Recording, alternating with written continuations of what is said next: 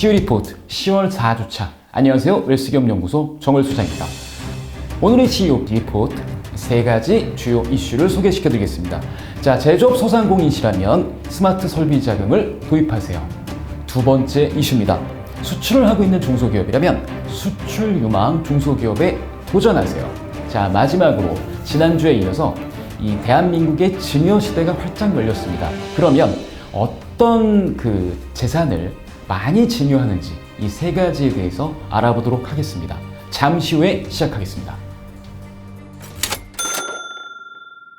자, 첫 번째 이슈입니다. 제조업 소상공인이라면 스마트 설비 도입 자금을 신청하실 수 있습니다.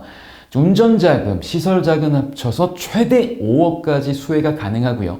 금리 역시 저렴해서 연 1.57% 금리가 적용이 됩니다.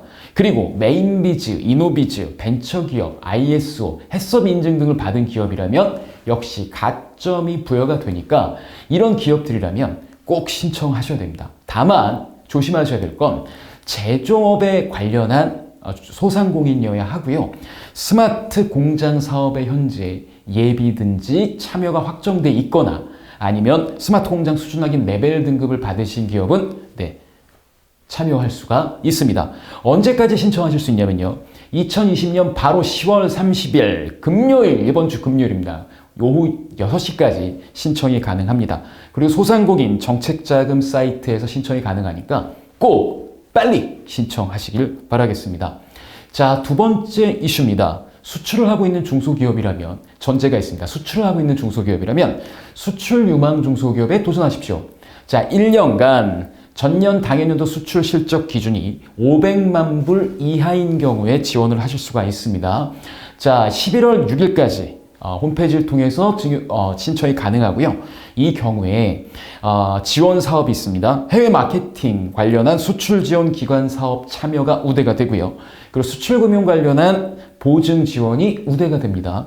그리고 금리, 환거래 조건이 우대를 받으실 수 있어서 기왕에 수출에 종사하고 계신다면 이번 기회를 꼭 놓치지 마십시오. 자, 그리고 오늘의 마지막 메인 이슈입니다. 제가 지난주에 증여의 시대가 시작되었습니다라고 크게 말씀을 드렸습니다. 이제 2019년 국세청 조기 통계 자료에 따르면 증여 건수가 15만 건에 달았습니다. 자, 근데 아쉽게도 2019년 통계는 여기까지였고요.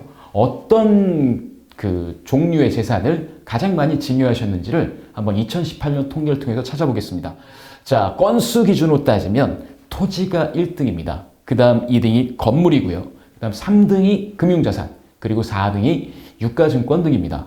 자, 그런데 재산가액으로 토탈에 치게 되면 토지하고 건물이 같은 수준이고요.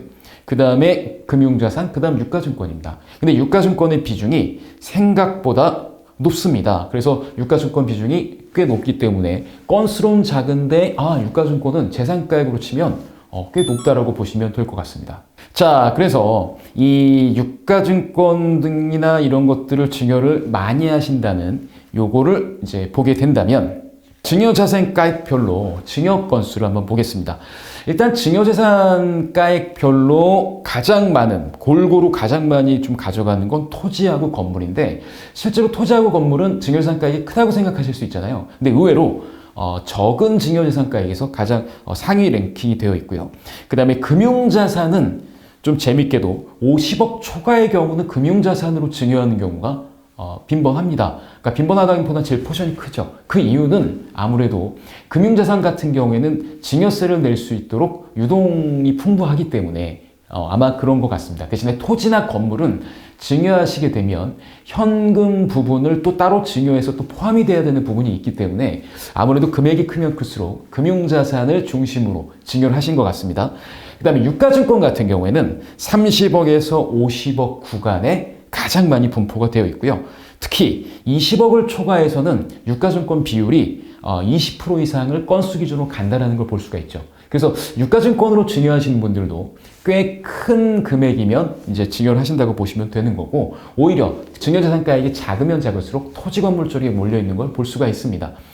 자, 제가 이렇게 통계를 말씀드린 이유는 이제 자녀의 자금 출처라든가 특히 부동산 취득 때 자금 출처원이 문제가 되는 사람들이 비일비재하기 때문에 사실 요즘엔 사전에 증여를 통해서 자금 출처를 만들어준 일들을 많이 하고 있습니다. 그래서 아마 2020년 국세 통계가 반영이 되면 증여 건수는 전년도 19년 15만 건은 훨씬 넘을 것 같은데요.